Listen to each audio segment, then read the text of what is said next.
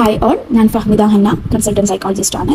റമദാന് വളരെ ചുരുങ്ങിയ ദിവസങ്ങൾ മാത്രമേ നമ്മുടെ മുന്നിലുള്ളൂ അല്ലേ. നമ്മൾ ശാരീരികമായിട്ട് ഒരുപാട് തയ്യാറെടുപ്പുകൾ നടത്തിയിട്ടുണ്ടെങ്കിലും മാനസികമായിട്ടും ഒരുപാട് തയ്യാറെടുപ്പുകൾ നമ്മൾ നടത്തേണ്ടിയിരിക്കുന്നു.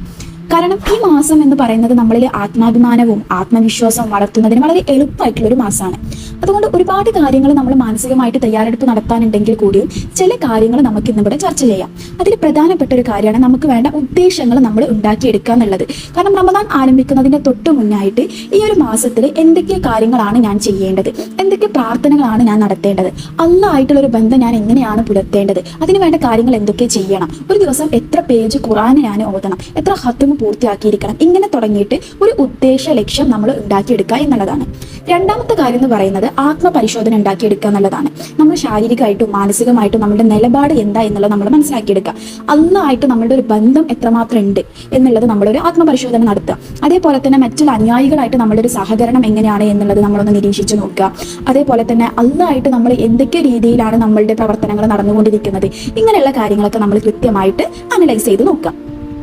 അടുത്തതായിട്ട് നമ്മൾ ഭയങ്കര ശക്തരായിട്ട് ഇരിക്കുക എന്നുള്ളതാണ്. അതായത് ഭയങ്കര കരുണായിട്ടുള്ള പ്രവർത്തനങ്ങളും കാര്യങ്ങളൊക്കെ ചെയ്തിട്ട് നമ്മൾ ഭയങ്കര സ്ട്രോങ് ആയിട്ടിരിക്കുക. അതേപോലെ അള്ളാഹിനോടുള്ള സമീപനം അത് നമ്മൾ ഭയങ്കര സ്ട്രോങ് ആയിട്ട് കീപ്പ് ചെയ്യുക. അതിൻ്റെ മാർഗ്ഗങ്ങൾ എന്തൊക്കെയാണെന്ന് മനസ്സിലാക്കിയിട്ട് അതിനെ നമുക്ക് എത്രമാത്രം ബൂസ്റ്റ് ചെയ്തെടുക്കാൻ പറ്റും എന്നുള്ളത് നമ്മൾ കൃത്യമായിട്ട് മനസ്സിലാക്കിയെടുക്കുക എന്നുള്ളതാണ്. മറ്റൊന്നെന്ന് പറയുന്നത് നമ്മൾ സ്നേഹം പ്രകടിപ്പിക്കുക എന്നുള്ളതാണ്. അതായത് ദരിദ്രരോടും അനാഥരോടും നമ്മൾ പൊതുവേ ബേസിക്കലി ചെയ്യേണ്ട കാര്യങ്ങളാണെങ്കിൽ കൂടിയും റമദാൻ വരുന്ന സമയത്ത് നമ്മൾ ഒന്നുകൂടെ ആ കാര്യത്തിൽ സ്ട്രോങ് ആയിട്ട് നമ്മൾ അതിലേക്ക് ഇറങ്ങി പ്രവർത്തിക്കുക എന്നുള്ളതാണ്. ഇപ്പോൾ അനാഥരോടായിക്കോട്ടെ, മറ്റുള്ള ദരിദ്രരോടായിക്കോട്ടെ, ഇവരോടൊക്കെ നമ്മളുടെ ഒരു സ്നേഹം പ്രകടിപ്പിച്ച് നമുക്ക് മനസ്സിൽ ഒരു ശാന്തിയും കാര്യങ്ങളൊക്കെ നമ്മൾ അതിലൂടെ ആർജിച്ചെടുക്കുക എന്നുള്ളതാണ്.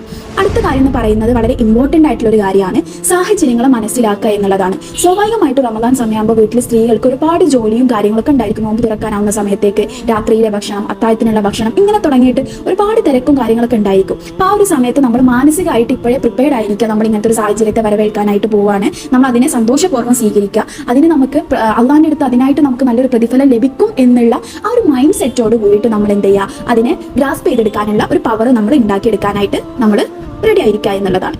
അവസാനമായിട്ട് നമ്മൾ പറയുന്നത് നന്മയുടെ ലക്ഷ്യം മനസ്സിലാക്കിയെടുക്കുക എന്നുള്ളതാണ്.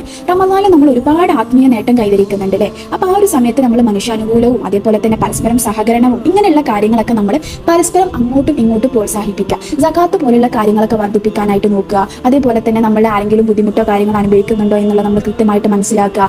കുടുംബങ്ങൾ തമ്മിൽ ചേർന്നിട്ട് അതേപോലെ അയൽവാസികളൊക്കെ ക്ഷണിച്ചിട്ട് ചെറിയ രീതിയിലുള്ള നോമ്പ് തുറയും കാര്യങ്ങളൊക്കെ സംഘടിപ്പിക്കുക. ഇങ്ങനെ തുടങ്ങിയിട്ട് ഒരു റിലേഷൻഷിപ്പ് ബോണ്ടും കൂടി നമുക്ക് ഇതിലൂടെ കൈവരിക്കാനായിട്ട് പറ്റും. അപ്പോൾ എല്ലാവർക്കും നല്ല രീതിയിൽ റമദാനെ വരവേൽക്കാനായിട്ട് സാധിക്കട്ടെ എന്ന് പ്രാർത്ഥിച്ചുകൊണ്ട് ശരി.